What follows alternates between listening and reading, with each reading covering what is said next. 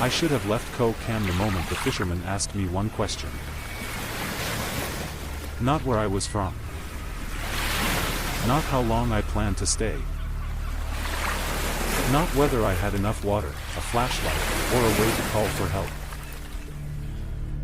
He looked at my backpack, then at the black volcanic rocks scattered across the white sand, and asked me quietly, "Have you ever heard the ocean call you by name?" I laughed because I thought he was joking. He did not laugh back. That night, on a tiny island near Koh Mak, I woke up to footsteps circling my tent. Slow footsteps. Wet footsteps. The kind made by bare feet coming straight out of the sea. Then a voice whispered from the rocks. Not in Thai. Not in English. In my own voice. It said, "Don't let him take the stones." By sunrise, one of us was gone. And for years, I believed I knew who the island had taken. I was wrong. Koh Kham is a small island near Koh Mak, in Trat Province, southeastern Thailand, close to the Cambodian border. By day, it looks almost unreal: white sand, turquoise water, and black volcanic rocks lying along the shore like pieces of another planet. Tourists remember the color of the water. Photographers remember the contrast between the pale beach and the dark stone. But local fishermen talk about something else. They say certain parts of Koh Kham are protected by sea spirits. They say people who camp there overnight sometimes hear footsteps outside their tents, even when no one else is on the island. They talk about voices coming from the black rocks after midnight. They talk about strange lights moving offshore, drifting over the dark water, and then disappearing. And they talk about the feeling that comes when you walk alone after sunset. The feeling that the island has noticed you. I heard those stories before I went. I thought that made me prepared. The first time I saw Koh Kham, I understood why people ignored the warnings. Some places do not look haunted. They look blessed. The boat came in low over the water, its engine coughing behind us, while the island slowly appeared ahead. The sand was white enough to hurt my eyes. The water shifted from clear glass to deep blue-green. Beneath the surface, coral shadows moved like sleeping animals. Then I saw the rocks. Black volcanic stone sat along the beach in clusters, dark and sharp against the bright sand. They looked less like rocks than teeth. I was 34 then, working as a freelance travel videographer. I had filmed beaches, abandoned hotels, roadside shrines, ruined temples, and every kind of haunted attraction that usually turned out to be bad wiring, wind, or marketing. But Koh Kham felt different before I even stepped off the boat. It was not silent exactly. The sea moved. Birds cried somewhere in the trees. The boat engine rattled behind us. But beneath those sounds was a stillness that made everything else feel borrowed. As if the island was listening before deciding whether to answer. My friend Owen had come with me. Owen was a sound guy from Seattle, thin, sunburned, and always carrying more audio gear than clothing. He had worked with me on 3 travel projects and had the kind of confidence that comes from surviving too many bad decisions. When I told him I wanted to spend one night on Koh Kham to record the local legends, he said yes before I finished explaining. White sand, ghost voices, weird rocks, no tourists, he said. That's content. Our boatman was named Chai. He looked to be in his late 60s, with a face carved by salt and sun. He spoke enough English to negotiate prices, answer simple questions, and give warnings. I later learned those skills often go together. At first, he was friendly. He asked about our cameras, asked if we had been to track before, and asked if Americans still liked ghost stories. But when I told him we wanted to stay after dark, he stopped smiling. "You sleep there?" he asked. "One night," I said. "No fire. No trash. We leave at sunrise." He looked from me to Owen. "You ask permission?" I told him we would be respectful. That was not an answer to his question, and all three of us knew it. As we neared the beach, Chai lifted the motor early and let us drift. The hull scraped softly against sand. I stepped into warm knee-deep water and helped unload the bags. Tripod. Camera case. Audio recorder. Tent. Water. Batteries. 2 flashlights. Enough equipment to make us look much more competent than we were. Chai stayed in the boat. "You come back tomorrow morning?" I asked. He nodded. "Sunrise. Maybe before." "Before?" "If C tells me." Owen pointed toward the black rocks. "What's the story with those?" Chai followed his finger. For a long moment, he said nothing. Then he spoke softly. "Some places are not for feet." "What does that mean?" I asked. He tapped his chest with 2 fingers. "Not for people. Not after dark." "Because of the spirits?" Chai looked toward the water behind us. "C has memory," he said. "People forget. C does not." The filmmaker part of my brain immediately wanted that line on camera. I reached for my recorder. "Can I ask you a few questions before you go?" He shook his head. "No story from me." "Just one?" He looked at our gear, then at the island. "Do not take rock," he said. "We won't." "Do not answer voice." Owen glanced at me like he was trying not to laugh. I asked, "What voice?" Chai leaned forward, one hand on the edge of the boat. "When it calls like someone you know, do not answer. When it calls like you, run to water. Put feet in water. Wait." "Wait for what?" "For it to know you are not hiding." I should have listened harder. But standing under a bright Thai sun, with turquoise water around my ankles, it sounded like folklore. Beautiful, eerie, perfect for narration. Then Chai asked me the question. "Have you ever heard the ocean call you by name?" I laughed. I still hate myself for that. Chai started the engine. "Tomorrow," he said. "Sunrise." Then he left us with the island. For the first few hours, nothing happened. Fear often needs time to become believable. We filmed the beach, the water, the black stones, and the way waves clicked through the rocks like wet bones tapping together. Owen set up microphones near the shore and listened through his headphones. "Listen to this," he said. I put on the headphones. Through the recorder, Koh Kham sounded different. The waves had layers.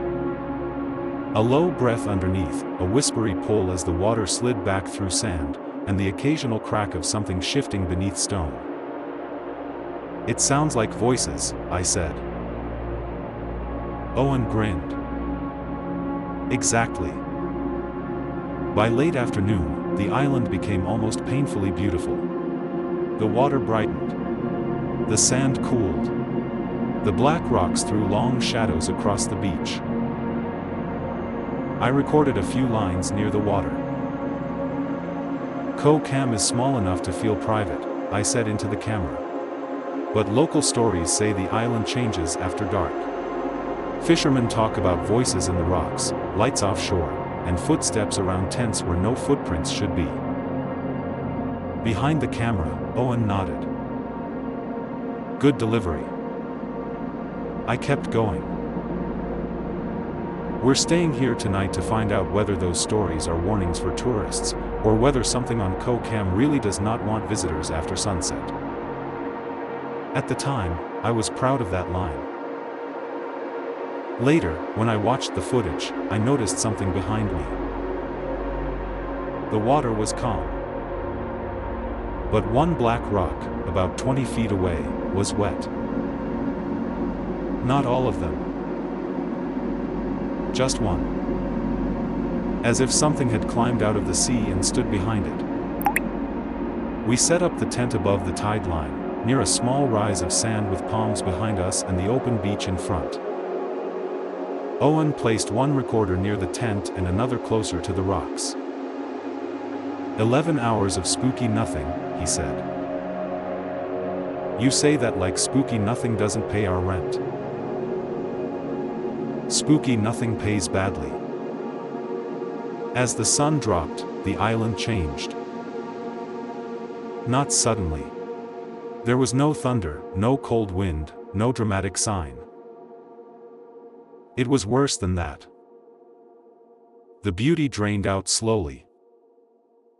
The turquoise water turned gray. The white sand lost its glow. The black rocks became larger, heavier, less like stones and more like crouched figures facing the sea. Owen zipped our food bag closed and looked toward the rocks. You feel that? He asked. I did. It was not exactly the feeling of being watched. It was the feeling of being noticed. There is a difference. Being watched means something sees you.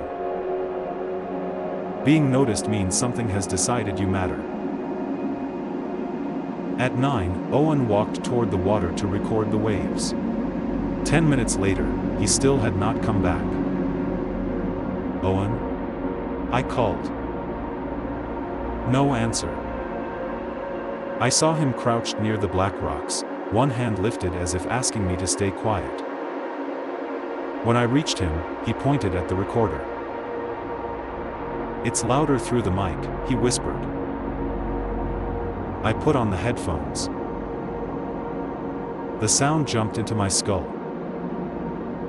Whispers. Several of them. Layered together. Some close. Some far away. All moving in and out with the waves. I could not understand a word. Then, beneath the whispers, I heard a laugh. A man's laugh. Low and short. Owen looked at me. That you? No. You sure? I took off the headphones. In the real world, there were only waves and insects. But in the recorder, something had been speaking. Owen smiled, but not like himself. That, he said, is why we sleep on islands with ghosts. Then my flashlight caught something in his left hand.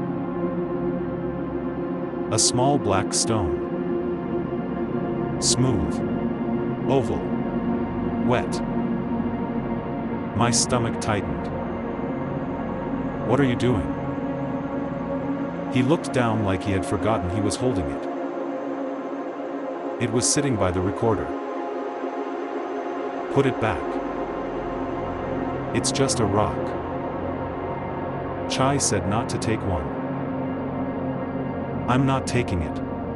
I'm moving it. Back. Owen rolled his eyes, but he tossed the stone into the rock field. It landed with a soft click. Then something inside the rocks clicked back. Once. Twice. 3 times. Like a reply. Neither of us moved. Owen whispered, "Okay. That was cool." "No," I said. "That was not cool." The footsteps started at 11:37 p.m. I know the exact time because the recorder caught me saying it. Inside the tent, the air was stale and hot. Owen was half asleep beside me. I had been drifting in and out, listening to the wind scrape the tent fabric. Then I heard it.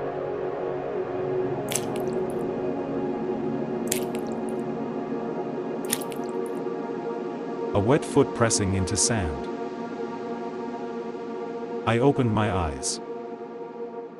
For a moment, I thought it was Owen shifting in his sleep. Then it came again. Step. Drag.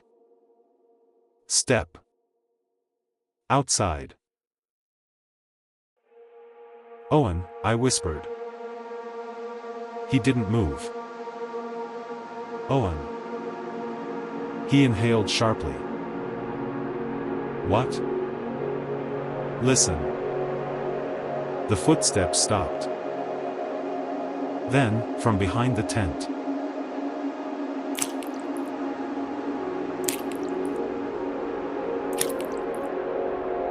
Owen sat up so fast his head hit the tent ceiling. "Is that Chai? At midnight?" Maybe he came back. The footsteps continued around us. Not hurried. Not sneaking. Walking. Like whoever was outside knew we were awake and did not care. I grabbed the flashlight. Owen grabbed the camera. "Don't open it," I whispered. "We have to look." "No, we don't. Man, we came here to record this." That was the problem. We had come for proof. And now proof was walking around our tent. The footsteps stopped directly outside the zipper. Close enough that I could hear wet sand falling from a foot. Then a voice spoke from outside. "Daniel?" My entire body went cold. Not because it said my name. Because it sounded exactly like my mother. My mother had been dead for 6 years.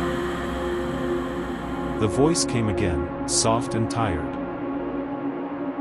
"Daniel, open the door." I let go of the zipper. Owen whispered, "Don't." The tent fabric pressed inward, as if someone had leaned close. Then the voice changed. It became Owen's voice. But Owen was sitting beside me. "Daniel," it said. "Don't let him take the stone." My mouth went dry. Owen stared at me. "What stone?" The voice whispered again. "Don't let him take the stone."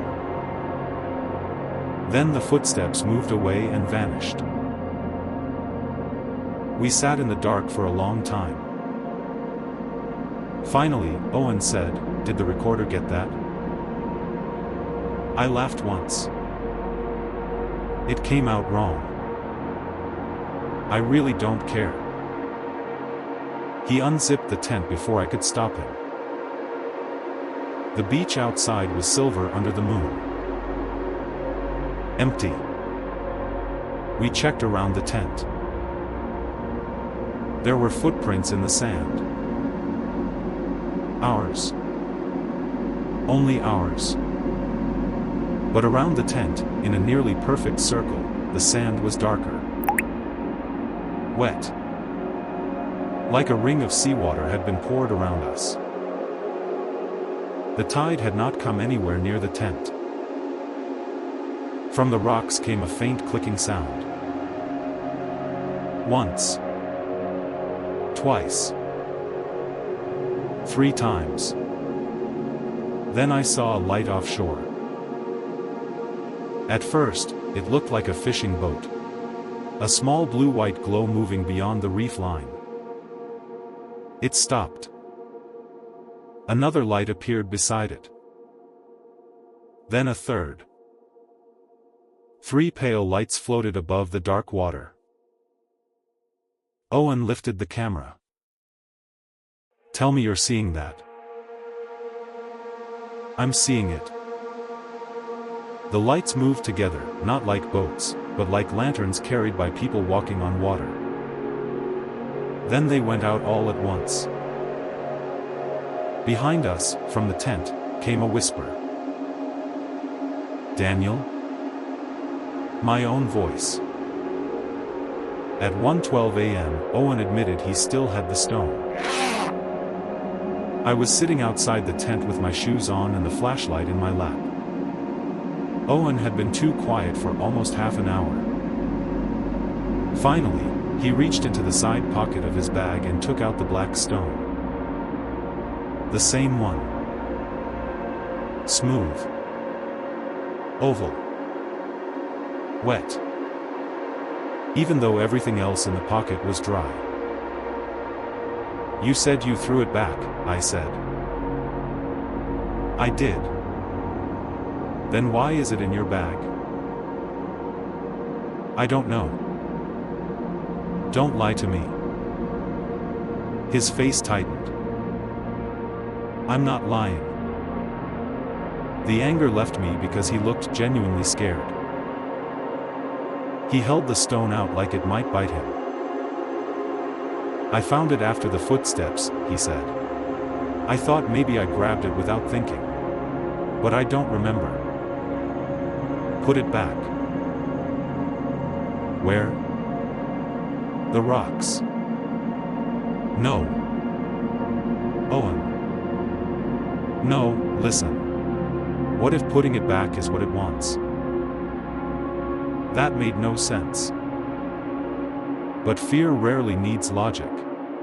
It only needs a direction. He turned the stone in his hand. "There are markings on it." I leaned closer. At first, I saw only scratches. Then the flashlight angle shifted. There were lines. 3 curved marks crossing one straight mark. The stone pulsed in his palm. Not with light. With sound. A vibration so low I felt it more than heard it. The audio recorder near the tent suddenly lit red. Recording. By itself. Then its speaker crackled. We had not turned on playback. A voice came through. My voice. But slower. Far away. Like it was speaking from underwater. "Don't let him take the stone." Owen dropped it. The recorder stopped. Then the ocean withdrew. I do not mean the tide went out.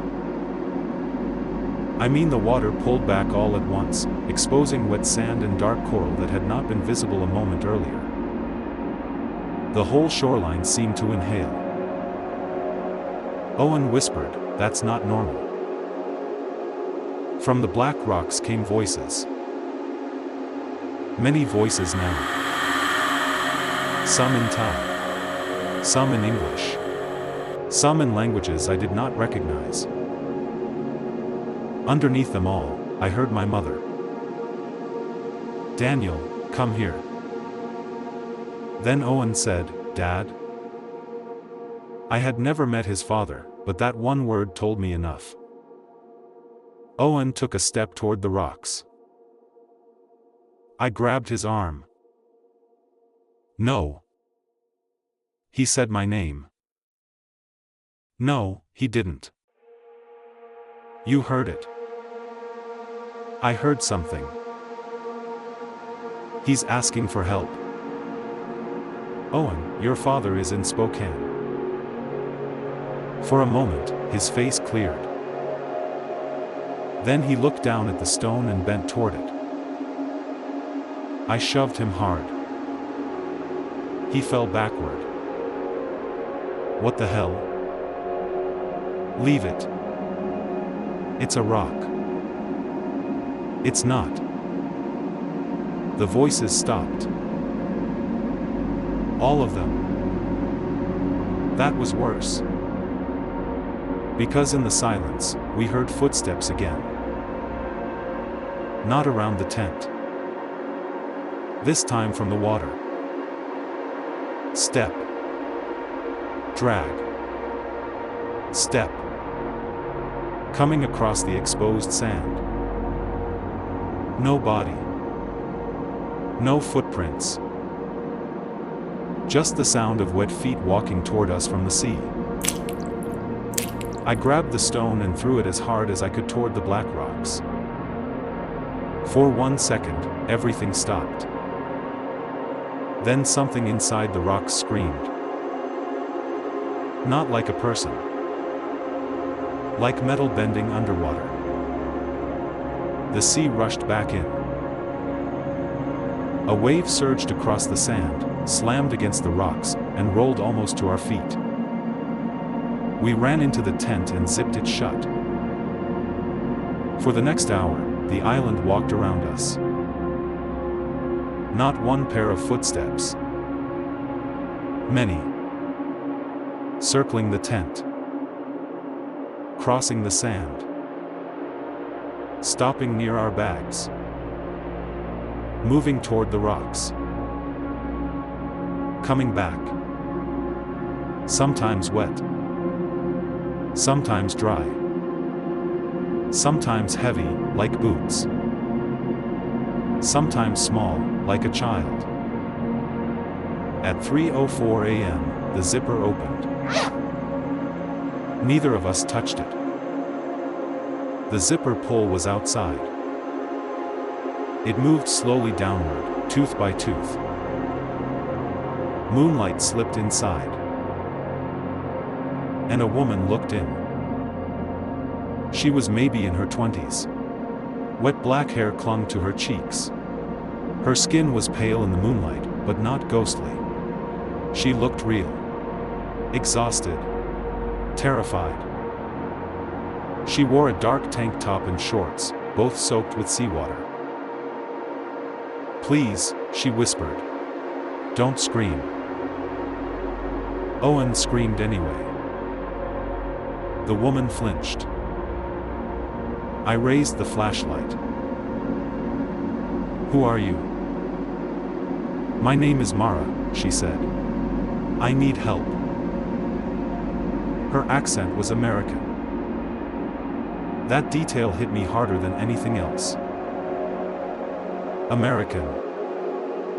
On Koh Kham. At 3 in the morning. Soaking wet. No boat. No flashlight. No footprints behind her. What happened? I asked. She looked toward the water. I was camping on the other side with my boyfriend. We saw lights offshore. He went to look. Then I heard him calling from the rocks. Her voice shook. When I found him, he wasn't him. Owen whispered, "What does that mean?" Mara looked at him. "It means don't answer if someone you love calls you from the rocks." Then she turned to me. "You have to leave before sunrise. We're waiting for our boat at sunrise." "No," she said. "That's when it counts." "What counts?" She lowered her voice. The island lets you leave in the dark because it can still pretend you ran. But if sunrise sees you here with something that belongs to it, you become part of the story. Owen shut his eyes. The stone. Mara looked at him sharply. What stone? I told her everything. The warning. The voices. The footsteps. The light. The recorder. The stone. When I finished, she backed out of the tent. Show me where you threw it. Absolutely not. We have to put it back properly. I threw it into the rocks. That isn't back. What does back mean? Owen asked. Mara looked toward the sea. Back means water. I thought of Chai's warning. When it calls like you, run to water. Put feet in water. Wait. I asked, how do you know this? She looked at me. I learned too late. Then, from the darkness near the rocks, something whispered her name. Mara closed her eyes. Don't answer, I said. She smiled sadly. I know. But her face said something else. Knowing was not the same as resisting. We found the stone at 3:31 a.m. The black rock field was a maze of shadow and slick surfaces. Every stone threw a shape behind it. Every shape looked like a crouched person. Mara led us barefoot, stepping only on sand between the rocks. How did you get here? I asked. Boat. Where is it? Gone. Who brought you? She did not answer. Owen stayed close, carrying the recorder because he said if we were going to die, we might as well get clean audio. That was Owen. Terrified and still thinking about sound quality. The voices started as soon as we entered the rocks. Not loud. Not dramatic. Just murmurs, like a crowd trying not to wake someone. I heard my mother. I heard Owen's father. Then I heard myself. Left, my voice whispered. Mara stopped. Don't follow it. We went right. The air smelled like salt and metal. My flashlight caught a small pool of water between two rocks. The moon reflected in it perfectly. Then the reflection blinked. I froze. Something moved beneath that little pool, deep down, as if the water opened into a much larger place. Owen saw it too. Nope, he said. Nope, nope, nope. Then the recorder in his hand clicked on. This time, the voice was not mine. It was Chai's. Too late, it said. Mara spun around. What did it say? Owen whispered, that was our boatman. The recorder crackled again. A chorus whispered. Step where sand remembers. Mara grabbed my wrist. Back. What? Back now. But then Owen saw the stone. It was lying on top of a flat black rock, perfectly centered in the beam of his flashlight. Smooth. Oval. Wet. The markings glowed faintly blue. You have to carry it, Mara said. Me? You threw it. Owen took it. But you threw it angry. That sounded absurd, like a rule invented by a nightmare because it knew no one could appeal it. Owen said, "I'll do it." "No," Mara snapped. The voices rose around us. "Take it.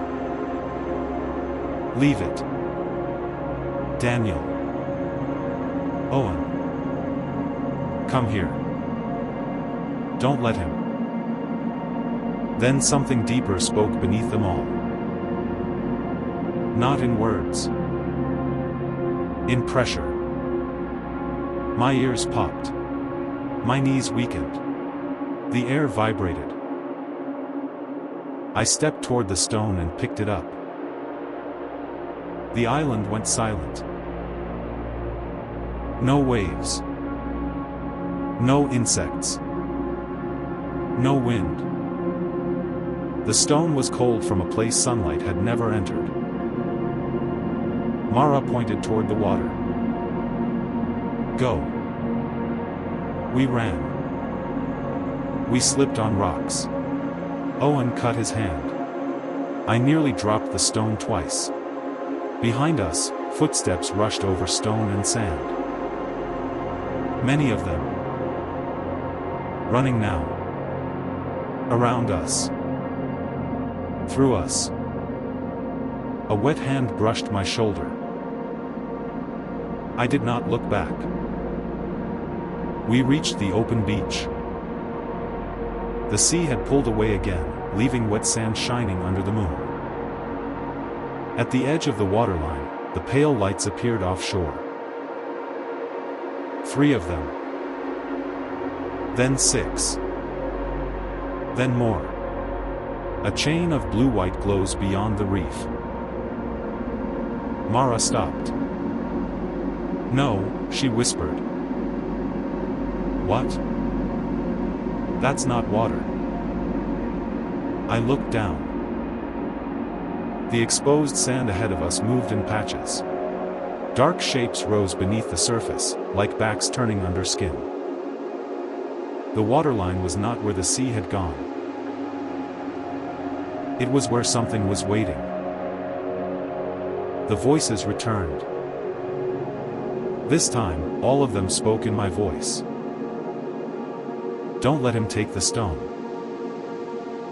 Over and over. Mara stepped close. "When I say run, run straight to the lights." "You just said that's not water." "It isn't."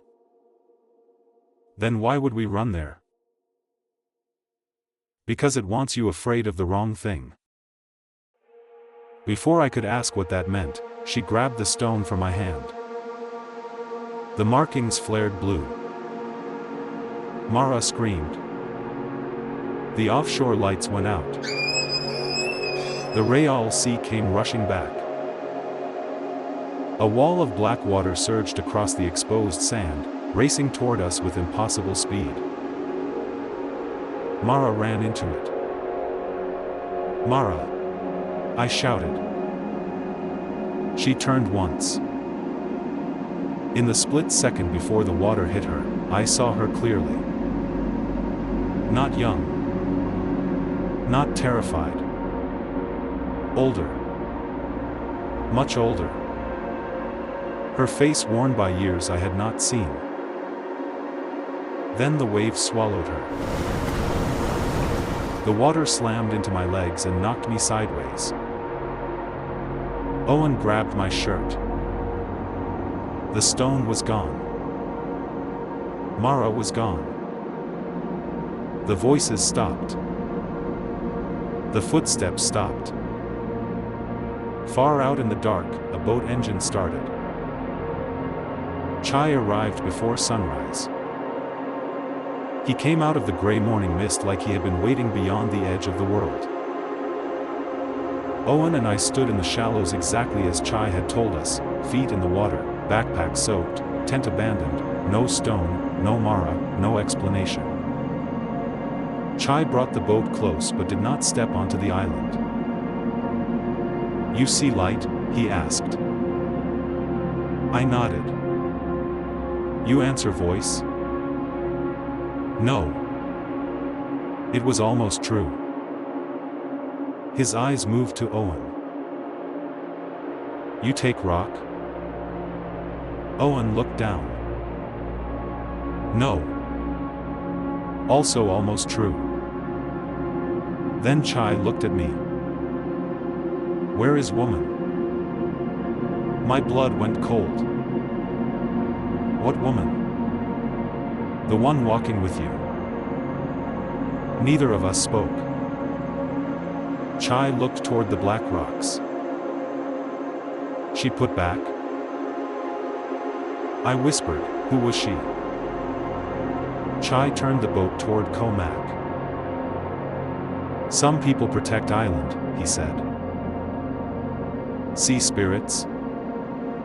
He shook his head. People who learn too late. On the ride back, none of us spoke. By daylight, Koh Kham looked beautiful again. White sand. Turquoise water. Black stones. A perfect island. A place no one would believe could walk around your tent at night. Back on Koh Mak, Chai helped us unload our bags. I tried to pay him extra, but he refused. Then he tied a small red thread bracelet around the handle of my camera case. For memory, he said. I already have memory. He looked at me. Not yours. Then he left. We reported nothing. What would we say? That an American woman named Mara appeared on an empty island at 3 in the morning, helped us return a haunted volcanic stone to the sea, and vanished in a wave? That footsteps with no footprints circled our tent? That the rocks spoke in the voices of our dead? No. We simplified. We told the guesthouse owner we got scared and left early. We told travelers the island was beautiful but not worth camping on. We told ourselves we were exhausted, overheated, dehydrated, suggestible. But that night, Owen checked the audio. He lasted 12 minutes before taking off the headphones. What? I asked.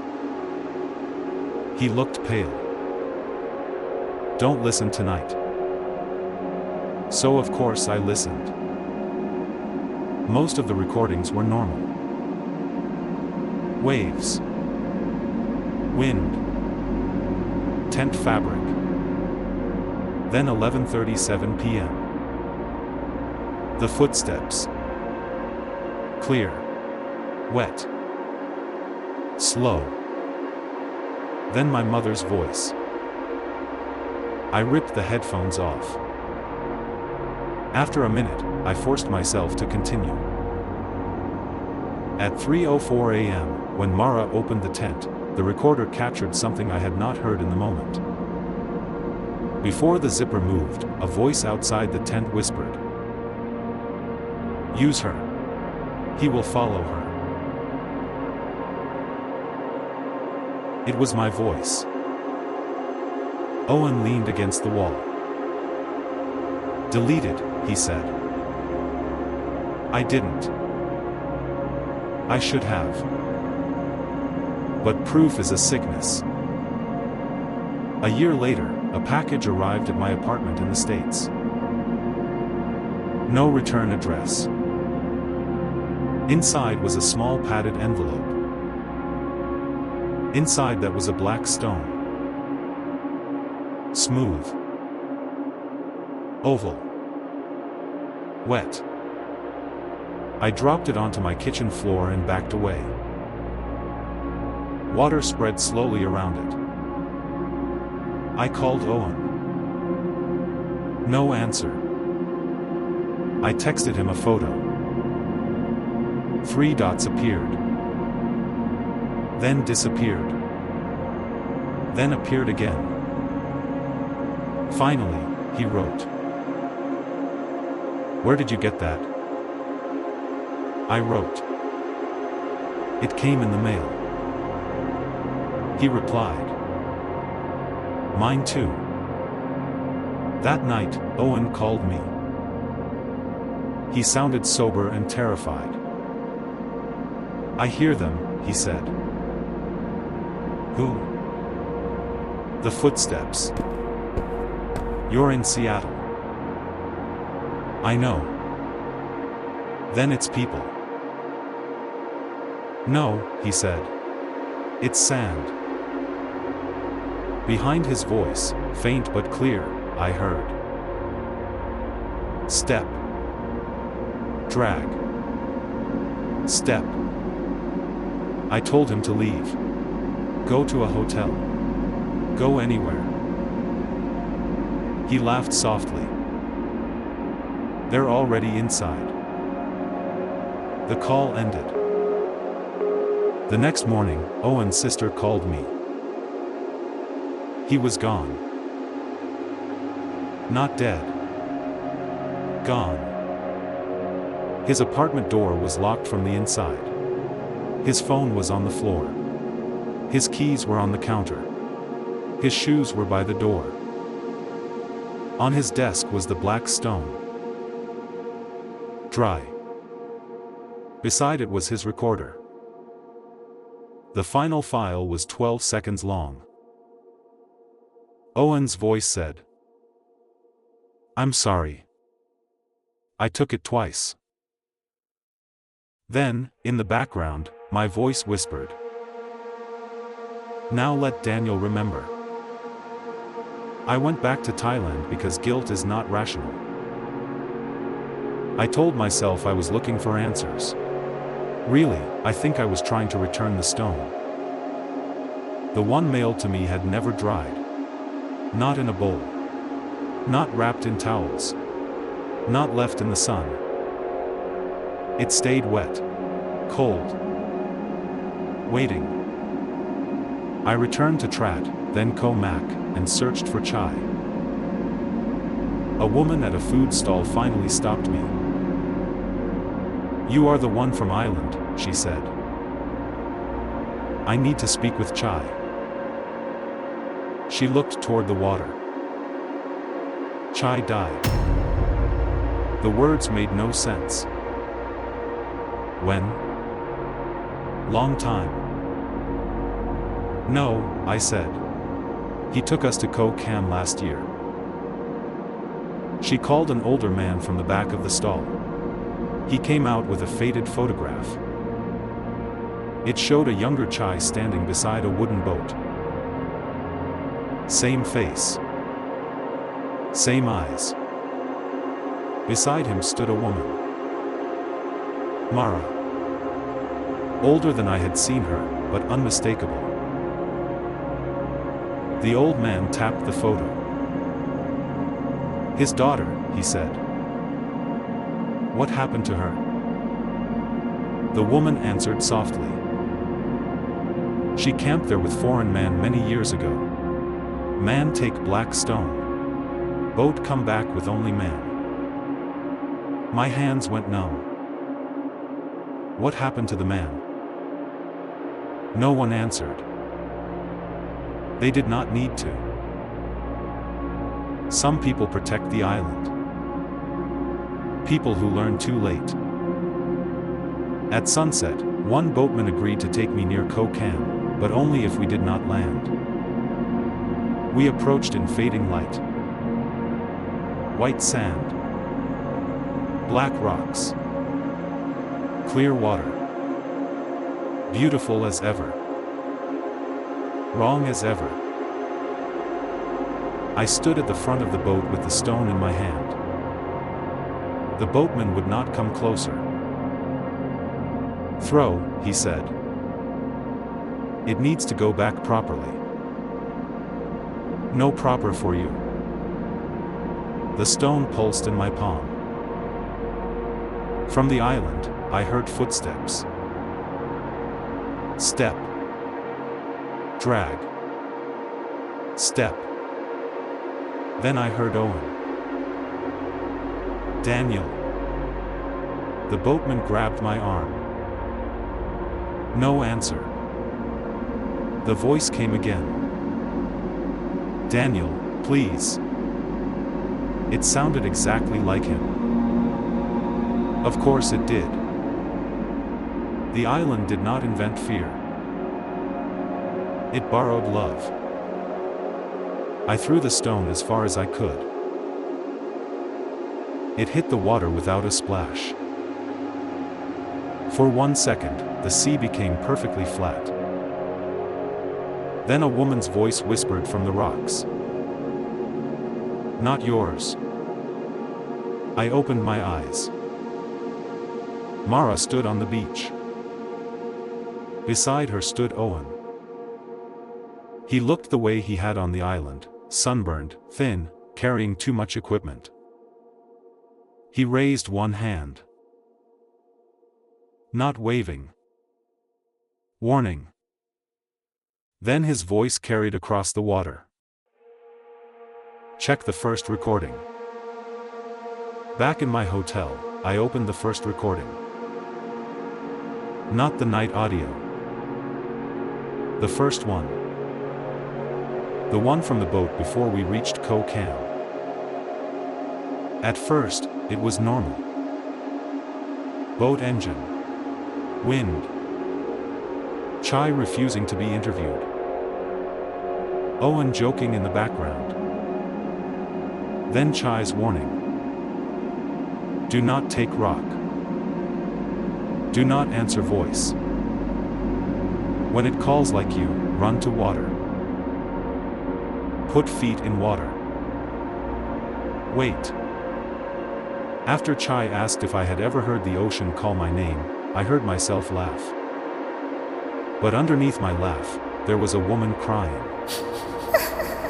Then Mara whispered, "He has already taken it." I froze. I opened the video from the boat. There was Owen, sitting near the bow, one hand trailing in the water. In his other hand, half hidden from me, was a small black stone. Smooth. Oval. Wet. He had taken it before we reached the beach. Before Chai warned us. Before the footsteps. Before Mara. That was why the voice said, "Don't let him take the stone." Not because Owen might take it. Because he already had. Then I saw the part that still wakes me up at night. Reflected in the dark lens of my camera, there was a third person sitting in the boat. Not Chai. Not Owen. Mara. She had been with us from the beginning. And she was looking directly at me. Not at Owen. Me. Because I was the one who laughed. I was the one who heard a warning and treated it like a story. For years, I thought Koh Kham had taken Owen because he stole from it. But Owen took the stone. Mara took the punishment. And I took the story. That was the thing the island never forgave. I never released the real footage. Not the voices. Not the footsteps. Not the recordings. Because sometimes proof is not evidence. Sometimes proof is an invitation. The black stone came back to me 3 weeks after my second trip. No package this time. No envelope. I woke up one morning and found it on my bedroom floor. Wet. Cold.